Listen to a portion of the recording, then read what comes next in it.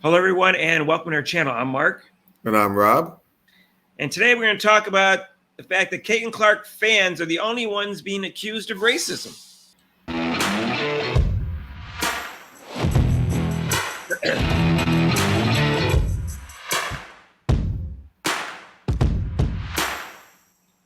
And hey, if you haven't subscribed to our channel yet, please do so, hit the notification bell when you do, so you get notified of our next video. So as we saw when the playoffs ended, people called out the Caitlin Clark fans for saying racist comments. Lissa Thomas, Brittany Griner, other people said things about Caitlin Clark fans. Angel Reese said it about Caitlin Clark fans. It's at least three right there. And other people have said it in the media. But no one calls out Angel Reese fans who have said racist things to Caitlin Clark, because Caitlin Clark isn't on social media much, and she doesn't even talk about it. In addition, no one seems to bring out the fact that at least part of the reason that Caitlin Clark got a cold reception from the WNBA was racism. I'm not saying all of it. I'm not even saying all the intent of all the players was. I'm saying some of the players and some of their intent was racism. They didn't like the fact that a white woman was getting all this attention and money. And Nick Wright wrote something about Caitlin Clark fans who are being accused. Now, we have all talked about this before, where there's just a small percentage of fans doing this, and they're basically trolls. We don't even know if they're Caitlin Clark diehard fans or not, or whether they're just trolls. We're not even sure. Nobody knows for sure. But Nick Wright seems to know for sure. And this is what he said. You've got this boatload of new fans because Caitlin Clark is box office, but unfortunately and inevitably, and the league should have seen this train coming down the tracks on that bandwagon were folks that weren't fans of basketball, that weren't even actual fans of Caitlin Clark. They were fans of what they thought Caitlin Clark could represent, which was the humbling of Black women. And you've got this cavalcade of open, unabashed racists who try to put a hood on Caitlin Clark fandom on and on social internet. And last night in person tried their best to terrorize her opposition. Now, what he's talking about was this was right after the game in which a woman wore a t-shirt that said ban nails. Obviously in response to Dejanay Carrington, who poked Caitlin Clark in the eye with long nails. Now, maybe my perception is wrong, but I didn't get the impression that Black women have a monopoly of wearing long nails or even fake eyelashes that people claim is racist when you say comments about that. Rob, am I wrong on this? I don't know. And I don't know if you caught the little thing that he said when he says something about the hoods. But to me, it's almost like he's saying that was like KKK when he mentioned that. He was trying to say something like that, little innuendo there.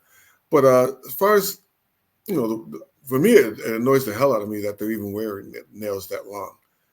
As a coach, I probably wouldn't be able to coach them in the fake eyelashes. Because the first thing I would do is say, you can wear that to the game.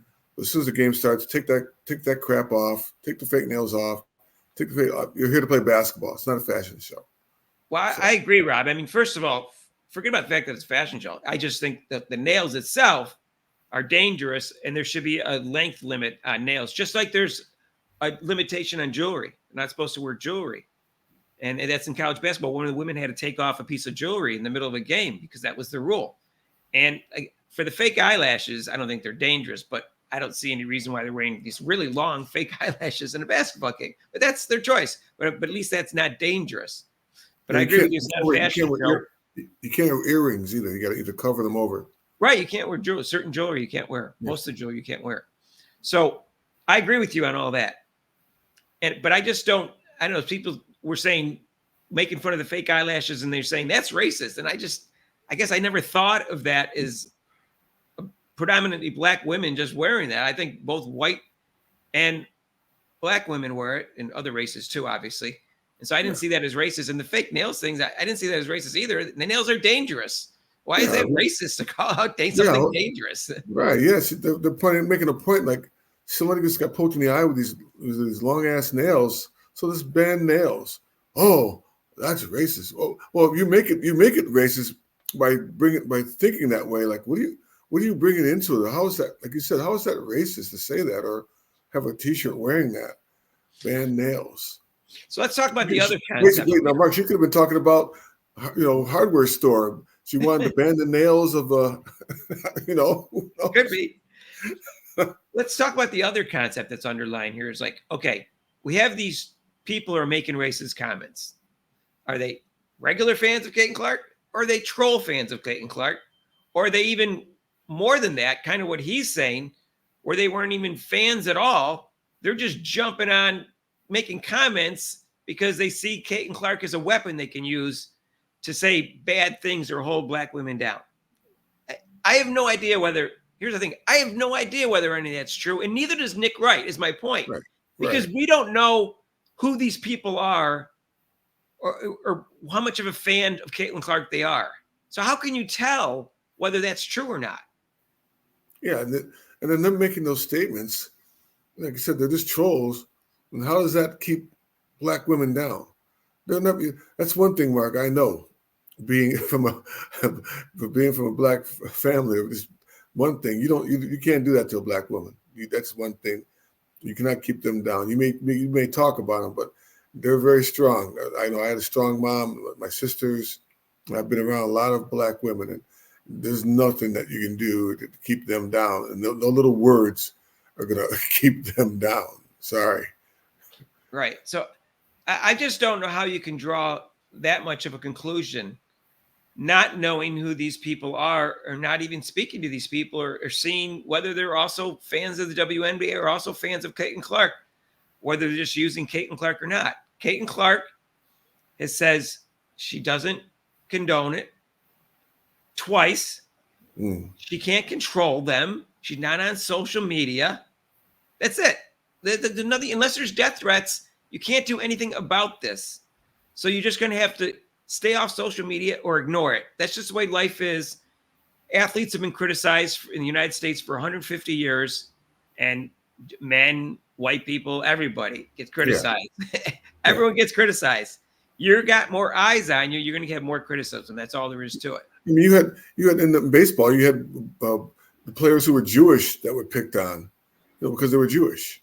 They had death threats and names, so, and they were white. So, I mean, yeah, it's going to be in sports, and you're going to have idiots like that, so you can ignore it. The same thing like Jackie Robinson, like we talked about, any black athlete coming into the game. But it's always in sports, and unfortunately, people I think I like your idea as where that they're using Clark as some kind of like vessel it has nothing to do with anything. It's like, oh, we can use her as a vessel to come in and start trolling on people. Well, what bothers me is that they think that people are doing this and using Caitlin Clark when maybe they're saying racist things in response to how Clark was treated in a racist way. And if you look at it from that standpoint, well, who started the racism? And I'm not saying that there's a ton of racism going on here against Caitlin Clark, but there's some. And there's comments by Angel Reese fans that were racist about Caitlin Clark for no reason, because she didn't do anything. She's the one that didn't do the taunting at the end of the game. Angel Reese did. Okay.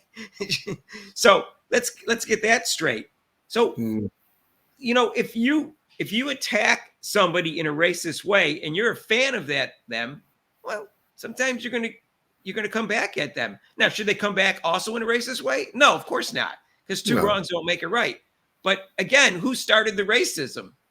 The racism was first against Caitlin Clark. Caitlin Clark and her fans didn't do any racist comments or do anything racist until the racism occurred against her.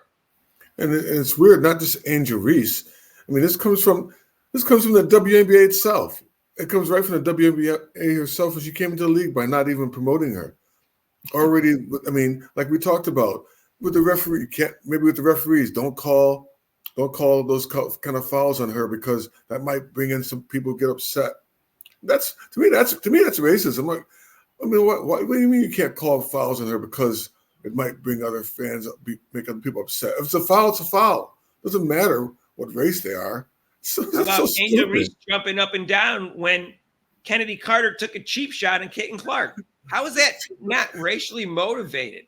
That's so stupid. I'm like, what are you talking about?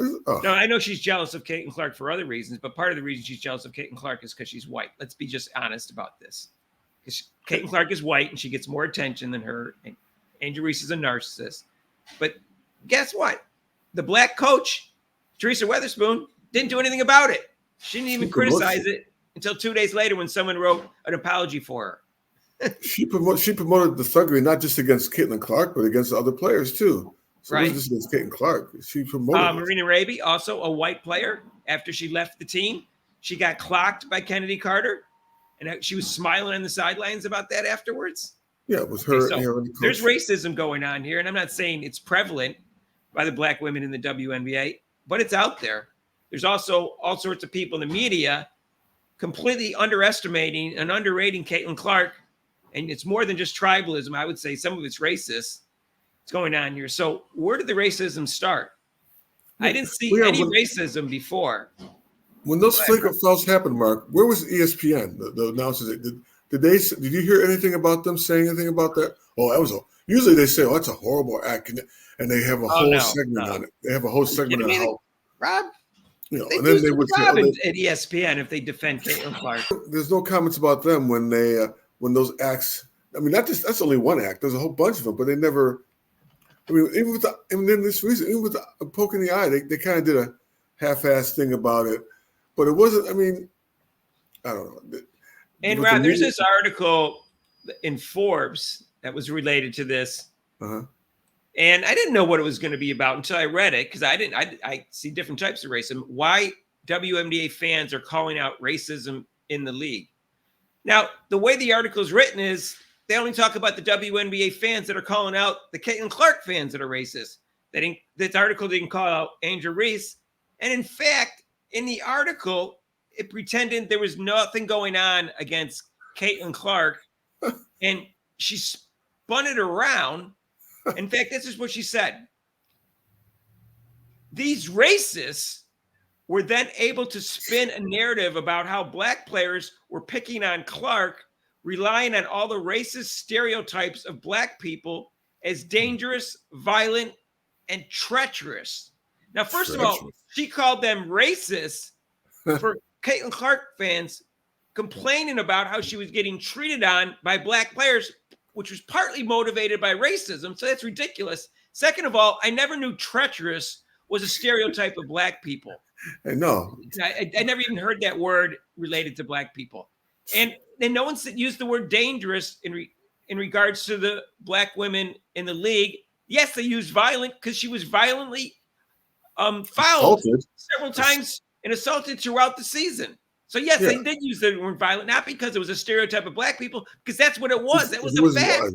Yeah, it was right in front of you. Yeah, but this whole article, I read it. Not one thing about the racism towards Caitlin Clark or towards Caitlin Clark's fans. It was all against Caitlin Clark's fans. It's the only racism going on. They try to bring it into where the incident with, they call it, and then they were calling how Reese is a thug, for doing whatever with the hand thing, and that's where it started, and it came over into the WNBA. So the fans came, and they were coming after the poor Angel Reese and what she did.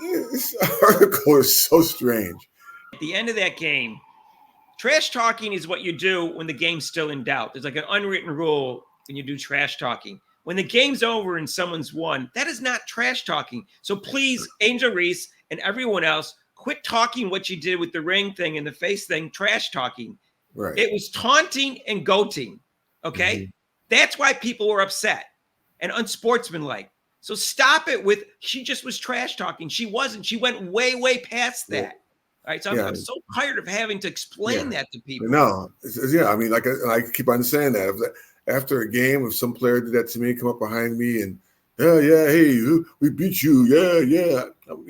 Especially if he's pointing at me like this, I'll snatch that finger. Give me that. If that was a guy and did it to Rob, that guy would be on the ground right now. Yes, it would be.